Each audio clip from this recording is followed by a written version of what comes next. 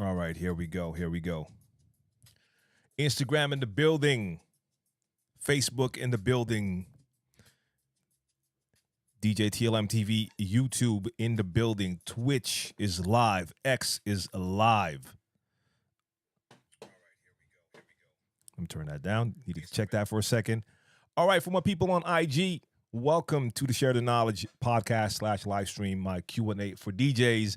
Testing something out now, adding Instagram to the platforms. The only thing is I have a chat app where I can see all the chat activity from Facebook, YouTube, Twitch, LinkedIn, but IG is not yet active there. What I'm going to try to do in this case is I have a phone open right here with my live. JC in the building, I see you. What's good, my brother? So I'm going to try to every now and then see if there's a question on IG. The workflow is best if I can just look in one place and see all the comments, but I want to add IG to this. But if you want to experience the way we experience this, you can also tune in right now on twitch.tv/DJTLM, youtube.com/DJTLMTV, my Facebook, DJ TLM, LinkedIn, DJ TLM, and even on X. All right. So, couple shout outs, Chico Belly, Mac Joseph, Chris on the mix, DJ Shaky, all right here on YouTube. And we got DJ GH, or Ketekre, that is, in the building on Facebook. IG, I see my people on IG coming in. That's dope. That's dope. Let me know where y'all tuning in from when we get this started. And if you're on a platform that gives you the option to like or share this live, make sure you do that. Let's help the algorithm out a little bit. And DJ Six, let me just start off right there because that's the first point I want to address. For the last week and a half or two, I've been talking about releasing my algorithm DJ. I don't want to call it a review, overview video showing you the entire software on a phone, a mobile device, and on a computer. And that was supposed to be out already, and it has a slight delay. There's two more things I have to recheck because I discovered something. I want to make sure to get that right because I don't want wrong info on my videos. And the second part is a little bit more annoying because that's just a mistake that I made. I deleted some footage. Doesn't happen to me too often, but I thought I already offloaded the SD card. So I formatted it for new use. You get the idea. I did not export the footage from that one. It's not a crazy amount of footage, but yeah. So it still needs a little more work. The cool thing is I have been using it more and more, which also allows me to discover more like little things that I need to check out. That's why I said there's a couple of things I need to look into. Also, for the people who tuned in yesterday for my Sunday Sessions live stream, you may have noticed that a couple of times when I was loading tracks, it took a little bit longer to load. I do not blame the software. I blame myself. I imported a folder with 3,000 tracks right before I started the stream, and my smart ass decided to hit analyze. So during my entire live stream, Algorithm DJ was busy analyzing over 3,000 songs while I was using the software to DJ, because the streams before that, the load time was like almost instant. So that was most definitely my mistake. If I would have noticed any like performance lag, I would have just canceled the analyze process. But I think it went pretty well. I didn't notice anything except the loading times, I think. So, but there were one or two things that I wanted to look into and test this week to make sure that it did not have anything to do with that analyzing process. But okay. And again, it's not going to be a review. I want to call this an overview video. But it's just, I think it's software that deserves more attention because it should be considered as one of the main options. So, of course, we all know Serato. Most people will know Rekordbox. We still know Tractor in name, even though I don't feel they're spending too much time on the DJ part of things, native instruments. And I don't know a lot of DJs who still use Tractor, but a lot of people will say Serato, Rekordbox, you have the virtual DJ users.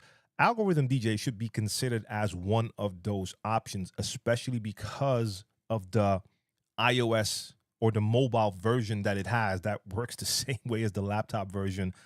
So a lot of fun there. All right, real quick, let me see. There, every now and then I'm going to try and scroll through IG to see if there's like any DJ related questions here. And salute to the people on IG. I see a bunch of y'all tuning in and tuning out from all over. And Niels wants to know if there's going to be another collaboration with Brainpower. Look, that's an ongoing collaboration for the last 26 years. There's Jazeker. We're still doing it. Our next show is in 4 days. Then after that, the next week, we have 2 more shows. Been doing shows for 26 years, over 4,000 shows in, and still rolling. Plus, he's working on 3 new albums. I'm doing production on all of them.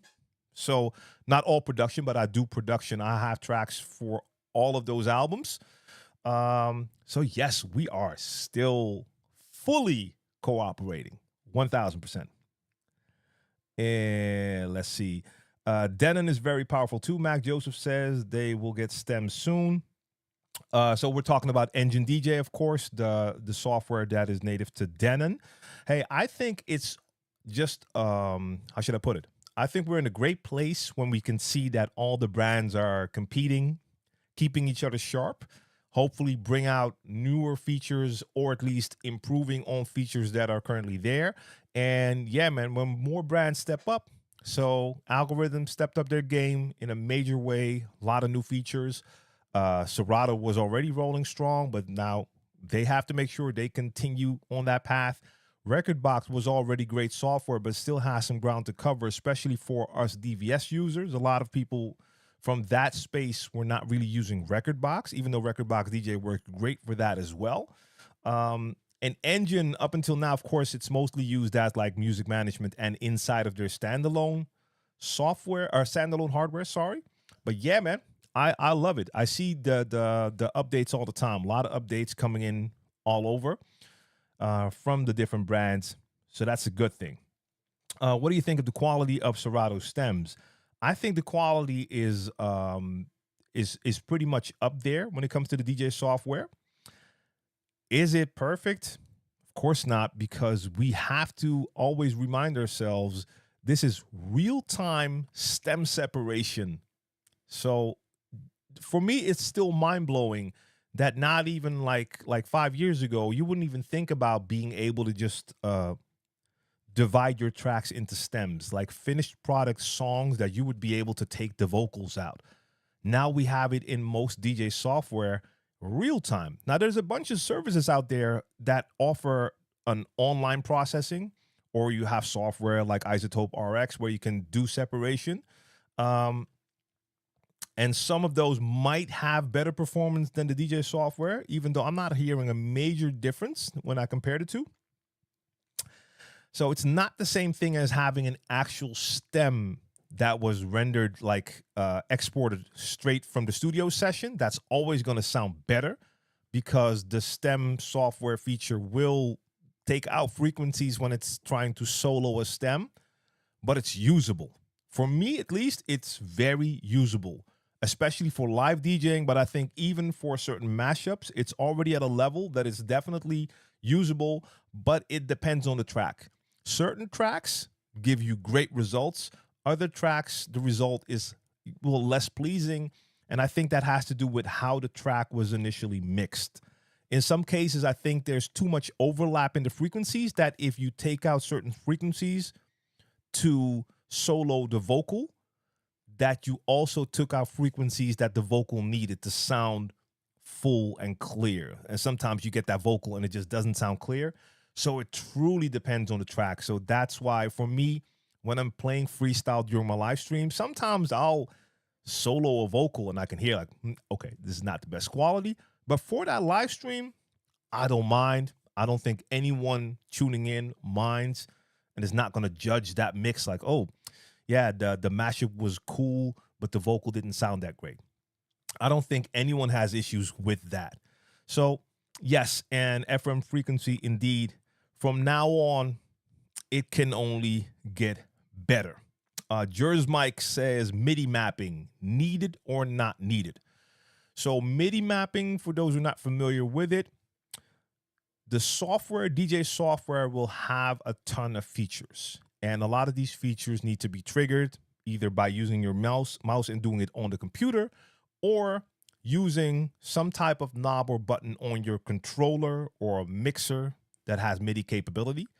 And you, for instance, have performance pads on a lot of these controllers and mixers. And when you press a button, something will happen in the software. Now, out of the box, those buttons are reserved for certain functions. It will have like a little writing above a button that will tell you like, hey, this will be used for cue points or sampler, you name it. MIDI mapping allows you to rearrange what the buttons on your controller or mixer can trigger. Is it needed? Well, depending on what the DJ needs. For some, how a controller works out the box is perfect for them, especially if you don't use a ton of different features. Maybe you're perfectly fine with how stuff works. In other cases, you might say like, hey, my controller currently can control these features, but I would love to have like a straight up hands-on control for another feature inside the DJ software. MIDI mapping allows you to now say this button right here on the controller, if I press that button, it will do that particular process in my software. So needed, I think it's a good option to have. We're talking about stems right now. There's a lot of devices out there that will not have dedicated buttons for stems, at least in the beginning. When stems came out, on a lot of controllers, you did not have like a stem section. With MIDI mapping, it was really easy to say like, hey, on my performance pads, I want to use the saved loop mode when the pads are in that mode for my stems. And with a quick couple of clicks on the mouse and tapping on the buttons, you now reassign those buttons to work for that. Now, most DJ software will offer you straight away to activate something in the options that allows you to have a pad mode for that, so you don't have to manually MIDI map. But MIDI mapping is great for stuff like that. Mixmaster G is in the building. Salute, my brother. For everyone tuning in right now, if you have even more technical questions about DJing, make sure to tune in tomorrow for Mixmaster G's live AMA every Tuesday. Decker, what up, Decker? Decker, really? Okay, so this is a hypothetical because Decker is saying I'm a total newbie and just want to start. I bought 2 Pioneer PLX. What's the next step? What beginner software should I buy? So if this is the Decker who I think it is, Decker is not a newbie. And first off, a newbie would not buy 2 PLXs, or we're talking about the PLX 500, not the 1000, whatever. Okay, so you're a beginner DJ. You just bought 2 turntables. What's the next step? What beginner software should I buy? I would say if you're a beginner DJ starting out right now and you're going to start with DJ software, most likely you're not buying turntables. You're going to buy a controller. Let's get that out the way. If you're a total newbie, if you currently don't have DJ gear and you want to get into DJing and you want to start using DJ software because you want to go digital, you have your music digital, or you want to use a streaming service as your music source, I would advise any beginner DJ to start with a simple entry-level controller. The budget will allow for it because you can get entry-level controllers for cheap, and it's a great way to experiment to see if this is something you really want to do. As a newbie, buying like a full set with 2 turntables, a mixer, and the whole 9 is already a pretty hefty investment, even if you get more budget models. If you're not sure yet, I don't think that's the way to go. But okay, that being said, if you already have the turntables now, and I have to assume that you already also then have a mixer because you're going to need a mixer with those 2 players. What beginner software? So I would say there's no real beginner DJ software because all of the DJ software has evolved to a level that it allows you to do so many things. So I think most people would consider, just by hearing about it, virtual DJ would be some beginner software because a lot of bedroom DJs use it. You can do everything with virtual DJ. So that's not beginner software. It has all the features. Serato has all the features. Rekordbox has all the features. Algorithm DJ has all the features. It wouldn't even make sense to look at other software because the software I just named is the software that's being used on basically all devices. But none of that is beginner. It all has a ton of features. And as a beginner, you're probably most likely not going to use the more intricate features in there, but keep to the basics. So I don't know if there is a specific software I would advise to use. In most cases, it would pay to see if there's a free version to look at it. If anything feels more like it fits you. But it's hard for me to say, like, hey, you should start with this or that software. I'm going to check IG in a second to see if there's a question there. DJ Mick P is in the building. Jody Hill, salute. All the way from South Africa, I see you. And I think I already scrolled over a question. Let me go back for a second. MIDI mapping. Someone said something more about that, I think. And we got DJ Pay Night coming in. Oh, Sign Night coming in from India. I needed it for the Rain 12 Mark IIs. What was that about? I missed something. Hawk, I'm sorry I missed something. I'll check later. All right. Scroll. Sydney, Australia tuned in. I have a question. How do you handle playing a request that seems to clear the dance floor? How do you get those people back? Okay, so how do you handle playing a request that seems to clear the dance floor? So we're talking about a scenario. You received a request, you decided to play it, and now as a result of that, people are leaving the dance floor. Well, if you've been playing for a while before you played that request song, I would hope that you already had a little bit of an idea of what the crowd was into. If I ever play a song, if it's a request or not, or if I'm trying something out myself, if I play a song and I can tell that it's not working, I will go straight back to something that was working before that. I play freestyle. I don't prepare my sets. Most of the time, I will have a general idea of the audience that I'll have in front of me. But a lot of times, you will have to do a little bit of exploring to see, like, okay, how far can I take it? How many genres can I add? How far back or how new can I play? So if I have the dance floor going, at a certain point, I might try something out.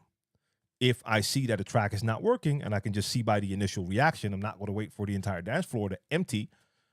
As soon as I see that, I know I'm not going to let that track play too long, and I'll at least go either back to something that was working, or if I have a good idea of what else would work, I make sure to get the next track in as soon as possible. I won't let that track play too long.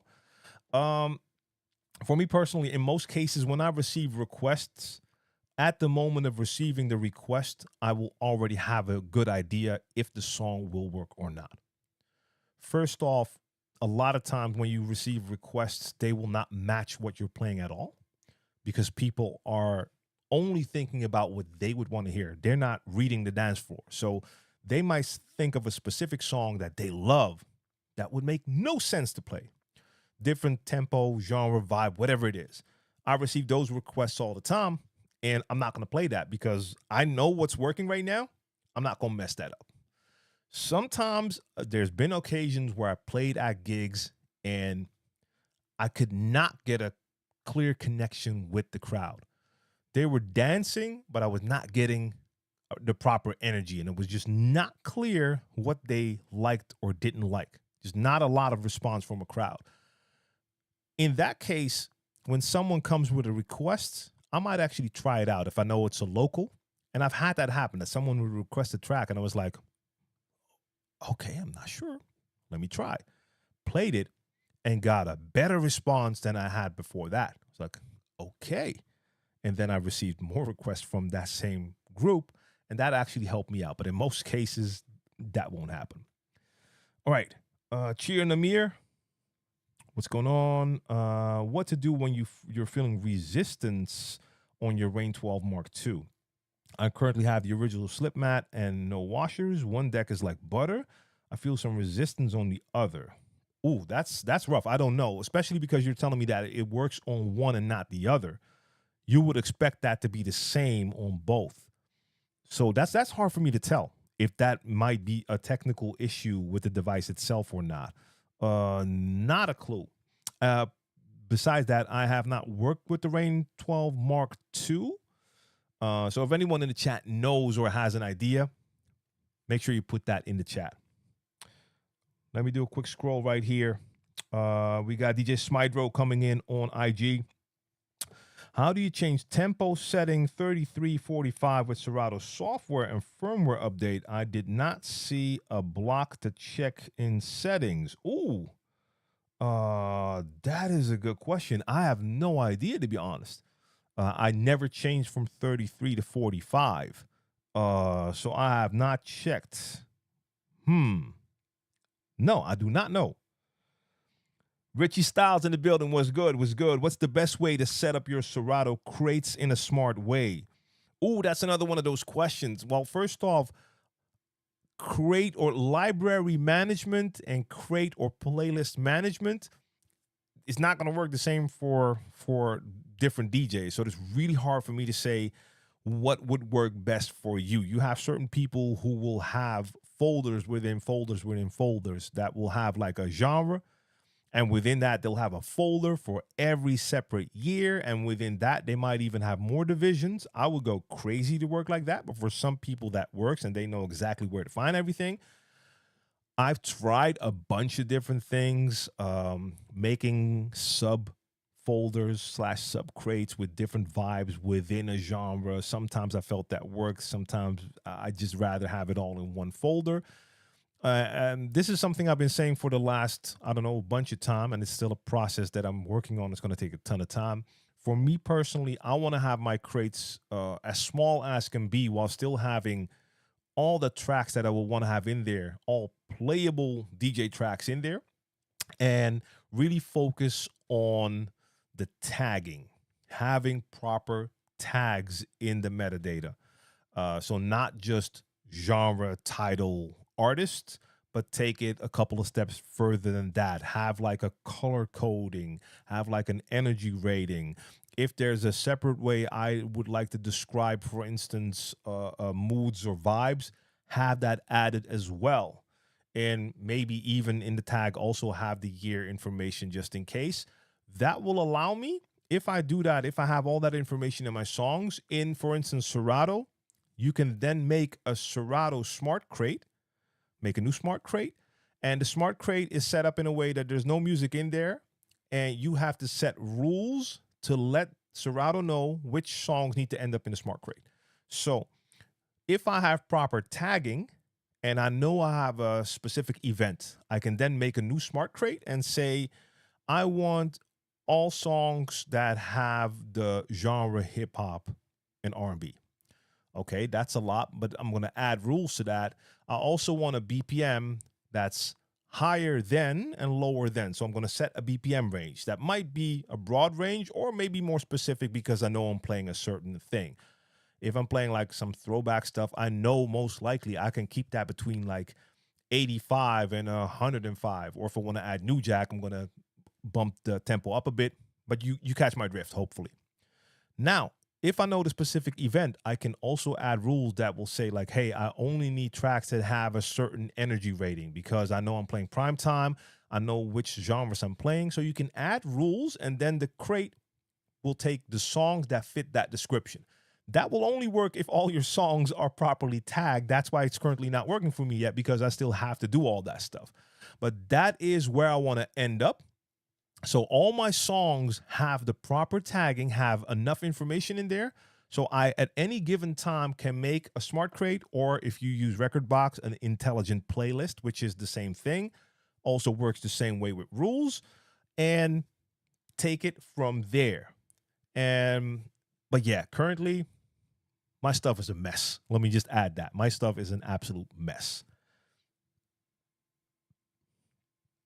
All right, IG, once again, every now and then I'll scroll through the questions on Instagram, but I have to like scroll on the phone to see that. All the other platforms show up in one place on my Restream chat app.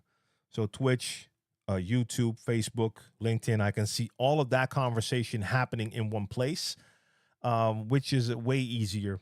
So for a different experience, I would advise you to check youtube.com/DJTLMTV or twitch.tv/DJTLM. But yeah, it's fun to add IG. I can explain the technical way I did this later on in here because I did some special stuff in OBS to make this work. I'm actually sending 2 different streams from OBS. One separate stream is going straight to IG. For my people watching on other platforms, I know y'all see the wide screen right here.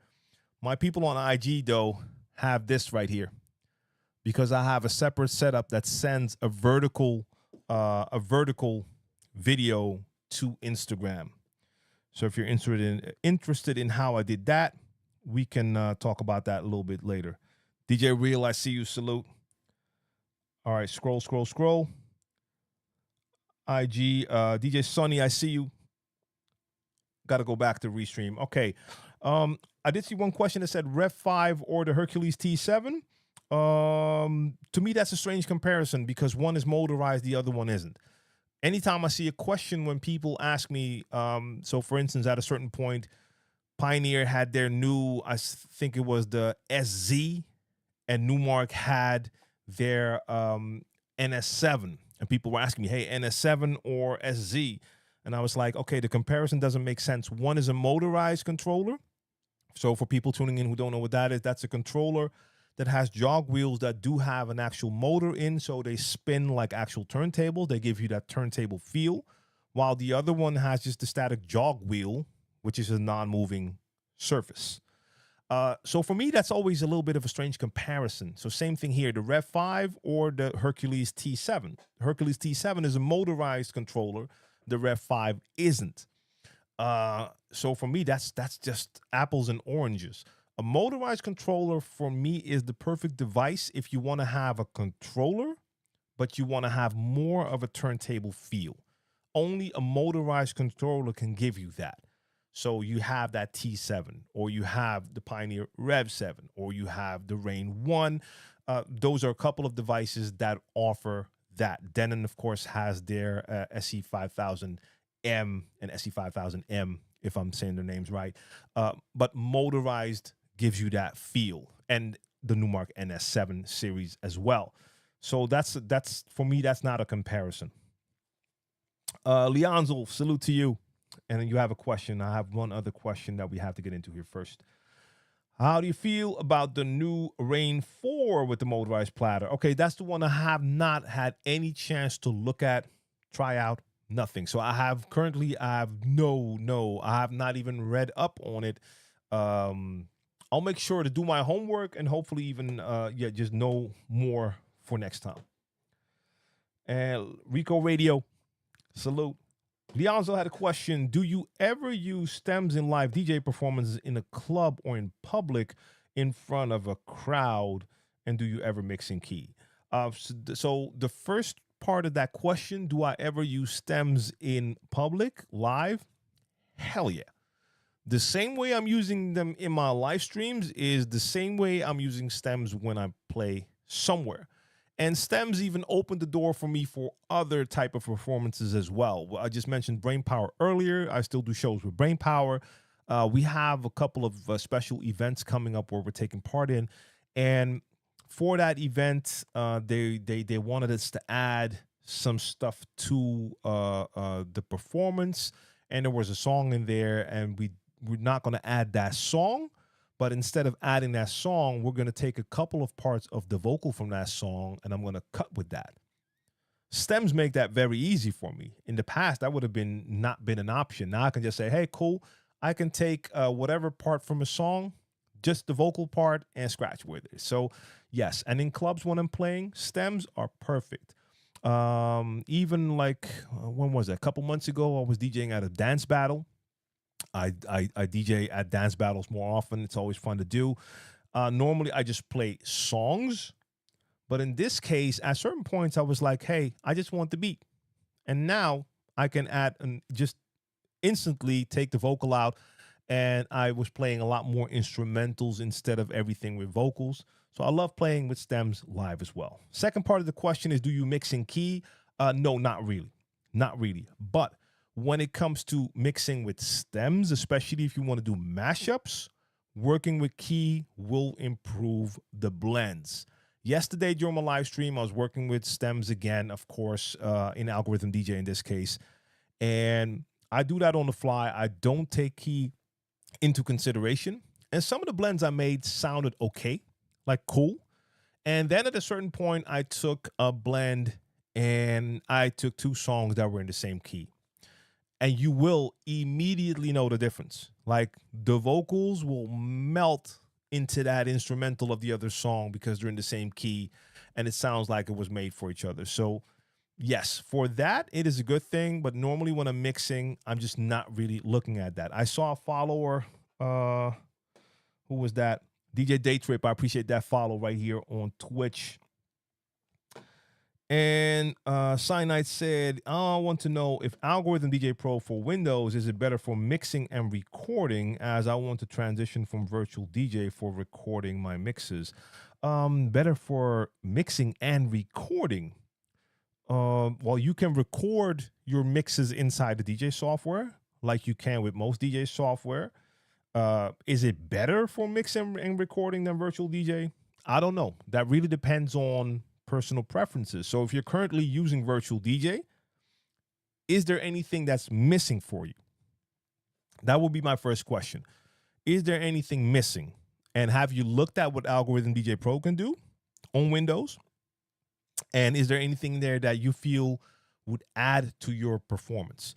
Because a lot of times it just doesn't make sense to switch or upgrade unless there's actually something there that makes you say like, hey, that's a feature I want. And again, like I said earlier, Virtual DJ, even though it may have started out as the bedroom DJ's choice because it was just software and it was free, you name it, it does everything now. And a lot of things it does very well. So, yeah.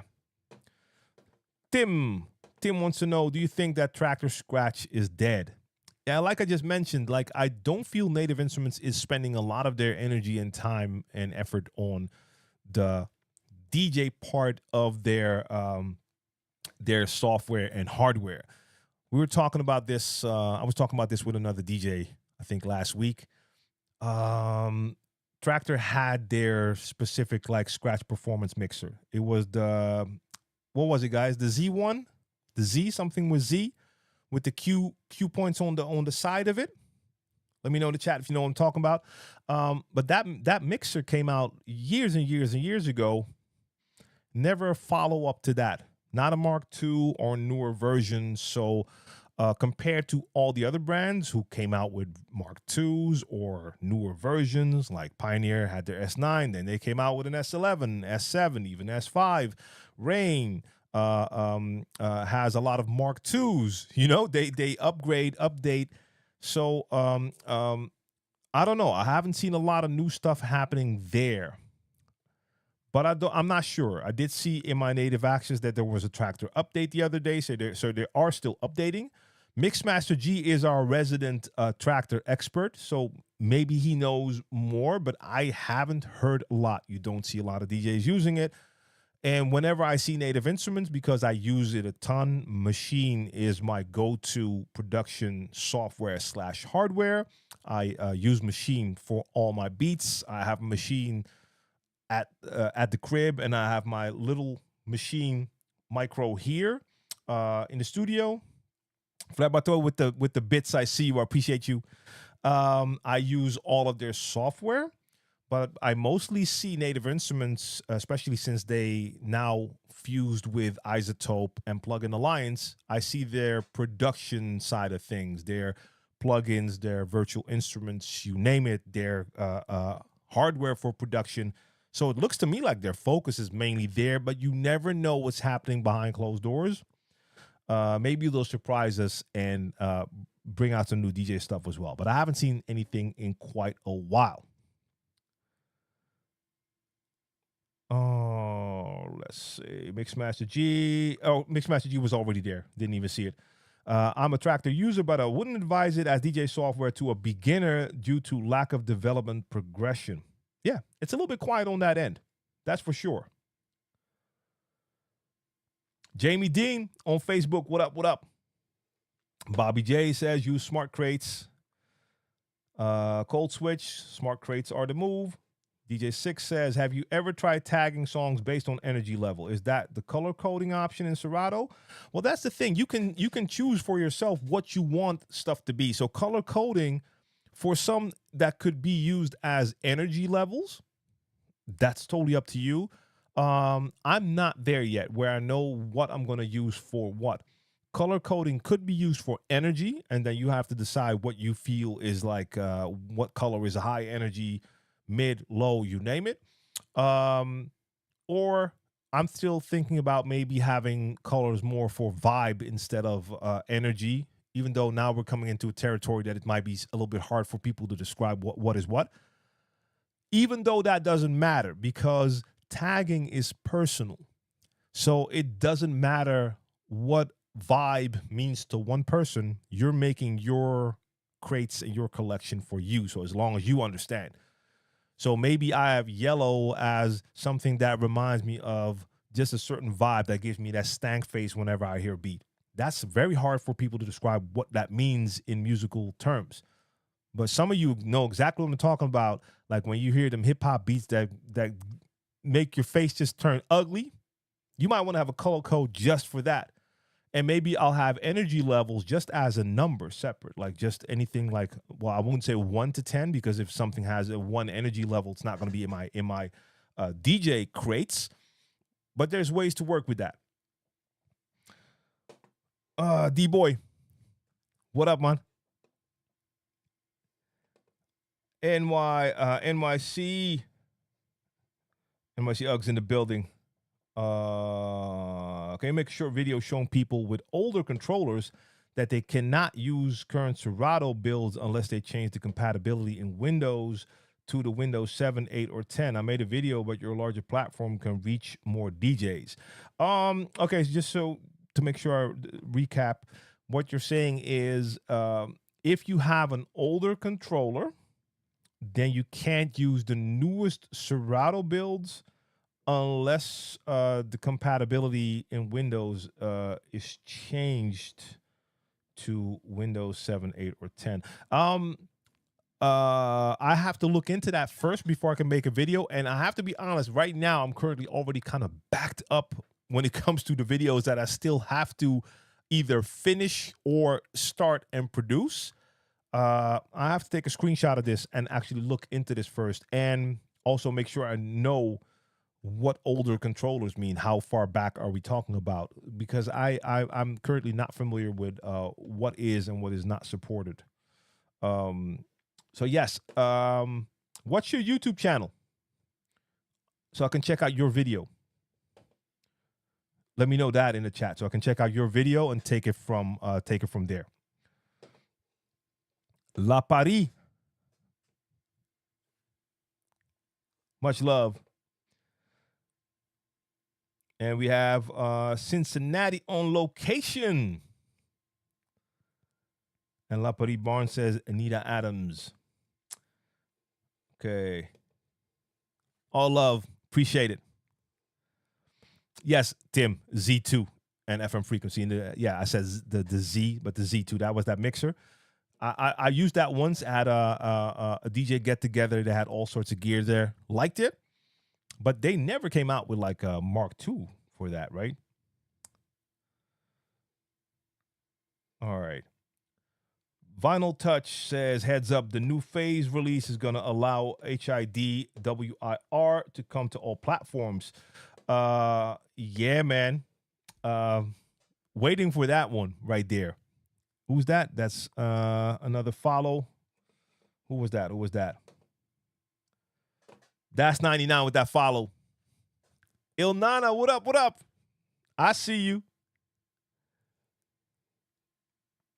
DJ Fonz, what up? What up? And hold up, let me go back to where we were. Yeah. So that will be cool because indeed, right now I mean, I don't mind using phase with algorithm DJ with just the RCAs and control vinyl, but having it, being able to use it in that mode, the HID, the wireless mode, yes, that is a welcome thing indeed. DJ Rain Movement on YouTube. Good morning. Well, it's not morning here, but good morning to you. It is a nice evening here in Amsterdam right now. Rico Radio, what up? Already shouted you out. Ali from Greece was good. Spartacus, salute. And Gem Entertainment has a question. Yes. I recently started practicing my scratching, and your videos are super helpful. Great. Will you be making new videos on that? And do you do one-on-one coaching for scratch? At the moment, no coaching. It is something I will eventually do, but currently I just know I can't fit it in. New videos for the scratch tutorial series. At the moment, I would have to say no. Also because I don't know what I would want to add. Now, I could, of course, think about different scratch techniques and add them onto that. But at the moment, I'm leaving it as is. I would say DJ Shorty, by the way, is great for lessons and stuff like that when it comes to scratching. She is all into that if it's something you're looking for right now.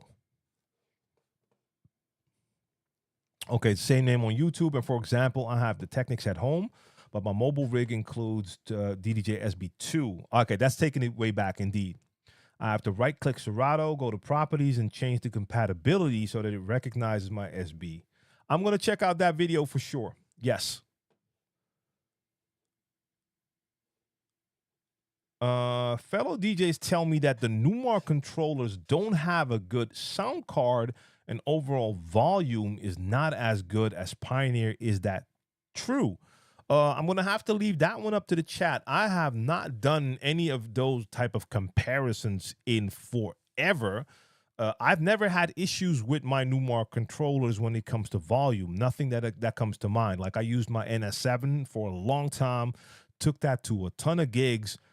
I don't remember ever having any type of volume issue. So doesn't ring a bell, but I don't know. Maybe on the entry level, like with their whole Mix Track and Mix Track Pro series, maybe that doesn't have the same output as some of the Pioneer stuff, but I don't know. So fellow DJs will have to be more specific when it comes to that, but maybe someone in the chat knows more about that. Pierre Langley, what's good? Can you use phase with algorithm, or do you have to get their specific control vinyl? 6. You can use phase with algorithm. It's not officially supported yet. So if you open the phase manager at the moment, you can't choose it as an option in their software, but it works. Now, the one thing I did have to do, so here with the S7, for instance, I could not get it to work first. So even though I had the RCAs connected and all that, I could not get it to work. Then I found a video online that stated that you had to go into the Pioneer utility tool for your specific mixer, in this case my S7, and in there it has like some settings where I had to change the setting for control or control vinyl, whatever they call it for. I had to change the setting from phono input to line input, because if it's on phono input, it will only see the control vinyl. Once you set it to line input, now it will recognize phase. So I did a stream 2 weeks ago. I did the stream, or 3 weeks ago. I did the stream with phase and algorithm DJ. Then last week and yesterday, I did it with control vinyl. I did it with the specific algorithm control vinyl, but if I'm not mistaken, it actually worked with any control vinyl. I'll test that this week as well. And now that's another thing I have to add to the video. Thank you. But yeah. So it's working, and I will expect that phase will officially be supporting algorithm at any time.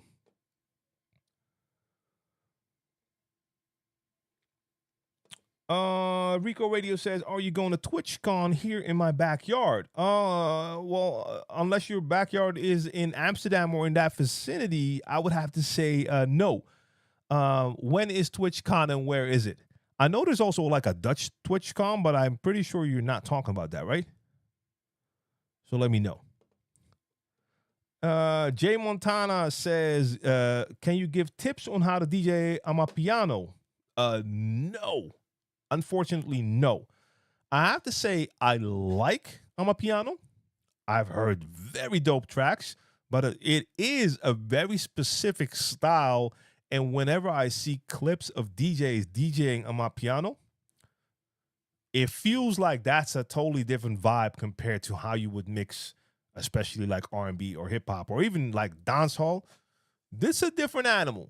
So I have a hard time saying anything about that until I learn more about it and actually pay attention to see how DJs are mixing that.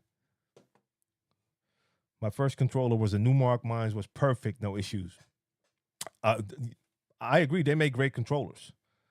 MC Alpine, I see you. And Ali says, "I'm seriously thinking about the Numark NS4 FX, 467 euros in Greece, and looks really dope with the XLR outputs and effects section." I mean, I like Numark, always have. They make dope stuff.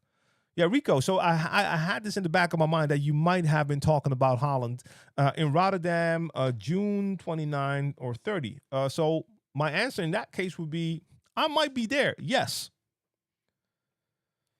All right, let's check out IG for a second. My IG people. Is a 16-inch Mac too big for Serato? I don't know. I know people who use Serato at home and who use giant curved monitors, like 32 or larger inch monitors. I've seen people use Serato with just an actual big old TV up on the wall. Sorry, up on the wall with Serato on there. So it all depends. Like even for DJing, so going on the road with Serato and having a laptop, is 16-inch large? Yeah. It's way less mobile than having something like I have my MacBook Air, my M1 MacBook Air. That's like a 13-inch. That's way more mobile compared to 16-inch MacBook Pro. But if you prefer to have more real estate, have that larger screen, and a large screen is incredible, and you don't mind carrying a larger, heavier laptop, then there's nothing wrong with having a 16-inch.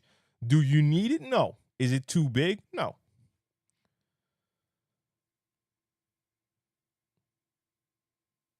Quickly checking IG again. Is playing only for YouTube justified than playing a live gig? Hold on, let me. Is playing only for YouTube justified than playing live gig? Go Grass Music. I'm not sure I understand the question. Or no, actually, I don't understand the question. So maybe you can rephrase because I'm not sure what you're asking. And I wish I did because I really, truly want to answer the question. Ultra JC, dropping the gems, share the knowledge. Once again, shout out DJ JC Ultra in the building. Hopefully we'll see each other again in person.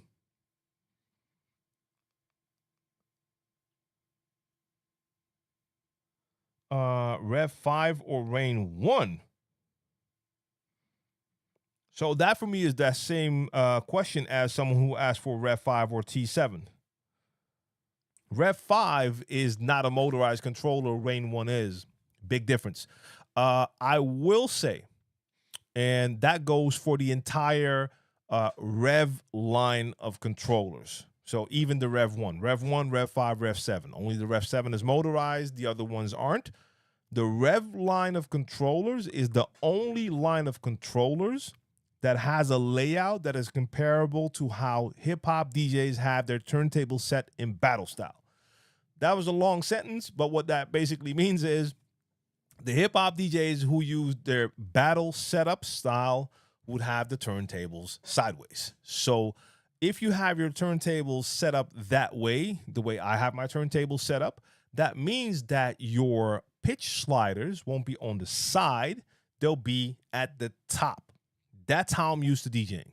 So I have two turntables, pitch sliders are at the top, and I have a mixer in the middle, performance mixer with performance pads in the middle.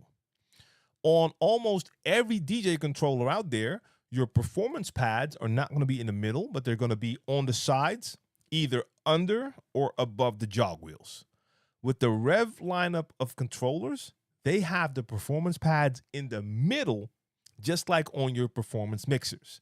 So the mixer section feels more like my mixer, and then the player sections on the Rev controllers are laid out like my turntables in battle style. So they have their pitch slider at the top. For a lot of people who've never played that way, that feels very illogical. Like they're used to having pitch sliders on the side. If you're using CDJs all the time, you have your pitch sliders on the side. So it might actually feel unnatural to have pitch sliders at the top. That will be my point either for or against the Rev series, depending on what you're looking for. Besides that, Rain 1 is a motorized controller. The Rev 5 isn't. So again, to me, that's apples and oranges.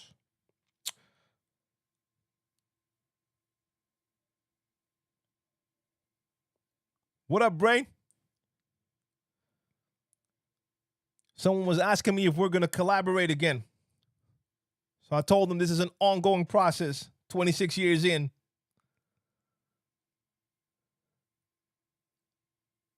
Polyphonic DJ from Greece, salute. And all the other people tuning in on IG. Okay, so Polyphonic says 16-inch laptop is way too big for DJing, especially if it's in front of you. Well, my point for that would be you should never have your laptop in front of you as a DJ. I don't think that's the right placement for a laptop for DJing at all. First off, I do feel too many DJs are suffering from laptop face, meaning that you spend way too much time looking at your laptop. Your laptop should be the place where you search for songs, maybe if needed, change a setting, and maybe every now and then take a quick peek to see if the song is nearing a cue point or in the right position or something like that. But a lot of people, even when they post their IG clips to do something, the camera is there, but you can see that they're spending most of their time looking at that laptop. That's when the laptop's by their side. If the laptop is right in front of you, it's going to be super hard not to look at that screen. That's one. More importantly, especially if you go out to play, if that laptop is in front of you, guess what you're not seeing? The crowd. You're blocking the view to the most important part. You have to have a connection with your crowd. You have to be able to see your crowd, to see and hear their reaction, but also just to have eye contact and vice versa. If the crowd is there and they're looking up and they're looking at a screen, well, the back of a laptop instead of you, that's not a good look.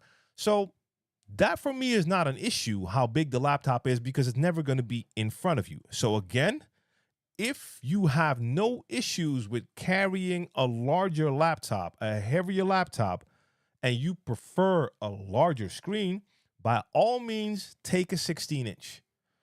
I prefer smaller just for the weight advantage, but I will say in certain cases, even when I'm DJing here during the live stream on my MacBook Air, I do run out of space and I wish I had more space, especially when you get into using DJ software and having a ton of functions open. If I'm in Serato or in Algorithm DJ and I want to have my sampler open and I want to have the mixer section or effects section open, so multiple sections open, and now I have this amount of room to browse songs, that's an issue. More space would be great. Again, like I said, I've seen people use widescreen TVs to curved 32-inch monitors for their software. I understand. More real estate is very, very nice to have. So I wouldn't say it's too big, but that's a choice right there. DJ Virgil, in the building from the Chicago Cutting Crew DJ team. One love. Here we go again. Another one. This is the third one, guys. So either you're tuning in late or not paying attention. Rev 5 or Rev 7.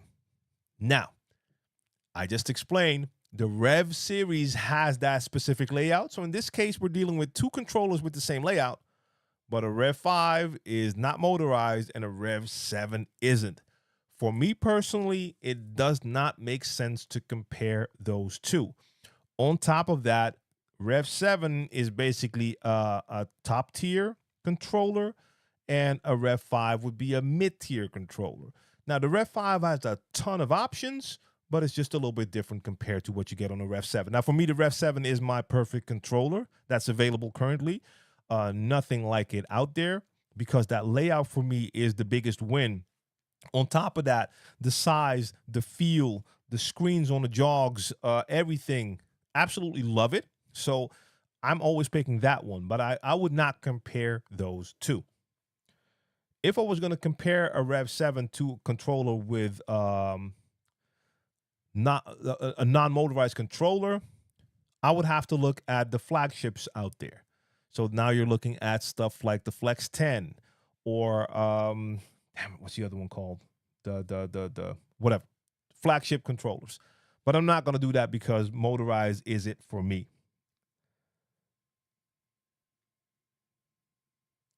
DJ Kraft tuning in from Doha. Welcome, welcome, welcome.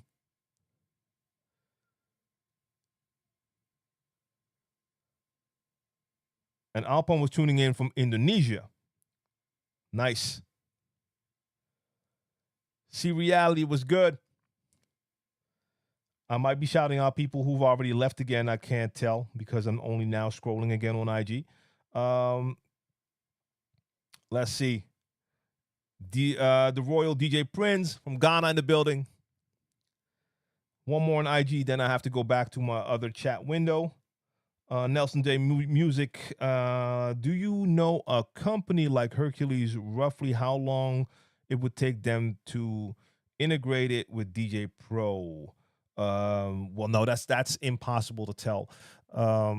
Which controller is going to work with which software. In your case, I think you're probably referring to the T7, because I know a lot of people are hoping for T7 compatibility with Algorithm DJ. And I don't know if that's in the works or not. Can't tell. Honestly, I don't know. Ray Hammer Time, good evening. Lou Diamond, salute.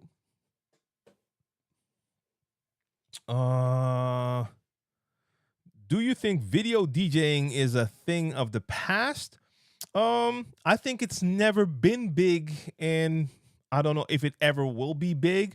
I still know DJs who do it. It didn't catch on the way people may have thought it would. Even though, for instance, on streaming platforms, especially during the pandemic, I know a lot of DJs were really going all out with video DJing. But I don't know beyond that, to be honest. And Jay Montana says, I feel like it's a completely different ball game to other genres I'm used to mixing. So we're talking about Amapiano, right? Yeah, that's why I don't have tips on it, because it's every time I hear it, it's so different and it's such a vibe. And I feel you probably have to be really into it and know the songs really well to understand proper mixing in out points. And I'm not even sure how they do transitions, because to be honest, I don't know. With a lot of the clips I saw were not really focused on the DJs mixing. They were more focused on the DJs vibing out to the songs and making hand gestures and moves that went along with the sounds in the songs. Not to knock those DJs, but I don't even know if they were mixing that stuff well. But it was a major vibe, and the crowd was totally into it as well. So, again, I will need to do more research on that before I can speak on it. DJ Style says, I made a lot of money with my NS7, no sound issues. Same here. Same here. DJ Z, everything good over here. We only got a couple more minutes. Time flies But we're gonna get through all the questions that are in here, though. Let's say, and Alpan says, I followed you 10 years ago. Learned a lot from your content. And now I'm a DJ in my country. Love it. I love it. I love it. Yes. That's always dope to hear. I absolutely love hearing that. And G. Kinney just says, TLM. Okay, so Vinyl Touch says, how do you feel about the AI gestures within DJ Pro? Do you think it has potential to catch on beyond DMC routines? Something I honestly haven't looked into that enough. No, I can't say. The Flex 10 and the Flex 4 are very good for their category, but I don't have a clue what they were trying to do with the Flex 6. Yeah, and the Flex 6 was the first one that came out, right? I mean, I think they tried with that one and saw that might not have been the way to go. Yeah, I'm not sure either. I had that Flex 6 here, tried it out for a second, and it was cool, but I didn't really catch on what it was trying to be. So I understand what you're saying. Fresh fruit, salute. And DJ Kinney's still in here. G Kinney is still here. Yes. Thoughts on Apple Vision Pro and being able to DJ using DJ with it virtually. So for those who don't know, Algorithm DJ has a sort of a collab.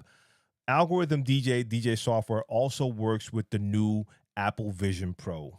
The Apple Vision Pro, the special, let's call it VR glasses from Apple. And their software works in it, so you can actually have the glasses on, or you'll see a virtual. The Sunday Sessions with DJ TLM. That was me hitting a button right here. But you can, you see a virtual controller, and then you can do hand gestures and DJ with it. I mean, it's not for me. I think it's cool, but I cannot see myself doing that. I have too much fun having actual tangible equipment there. I want to feel platters and faders and knobs. So doing air gestures, I mean, it's dope that the option is out there. And to be honest, if I was ever in possession of an Apple Vision Pro, would I then have some fun with DJ using it at home? Of course. But I would see it more as like playing a game in an app instead of like using that as my actual DJ gear. I have too much fun with actual DJ gear. But I mean, I love the fact that they're trying stuff out. I love the fact that Algorithm DJ will just try stuff out.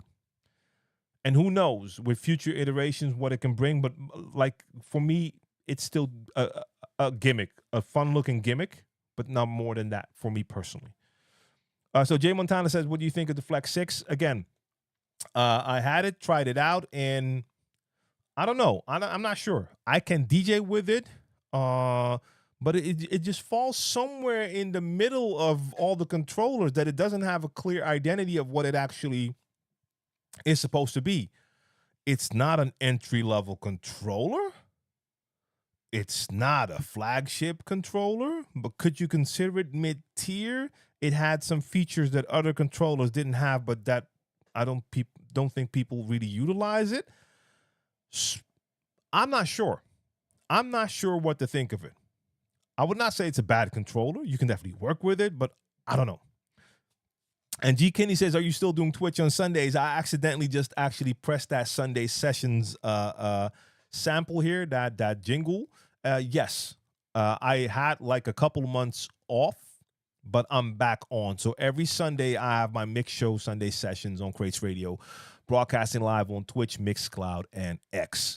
So you can tune in for that every Sunday. Did you do a firmware update on the Rev 7? Sometimes it says no driver, but opening the Rev 7 tool on MacBook, it works just fine. Mike Lewis. I'm not sure if I have I've done an update. I'm not sure if I have the latest update in the Rev 7. I've seen that no driver on screen. I have seen that in the jog wheels, but not the last couple of times it works fine. unless I'm using it with Algorithm DJ, because Algorithm DJ works with the Rev 7, but the waveforms in your jog wheels don't work. So it will say no driver then, but that makes a bit of sense. But with Serato, the last times I used it, it did work. But I would have to check which firmware version is in there. And actually, I will be making sure everything is updated, because I'll be using the Rev 7 in like a week or two for a couple of different gigs.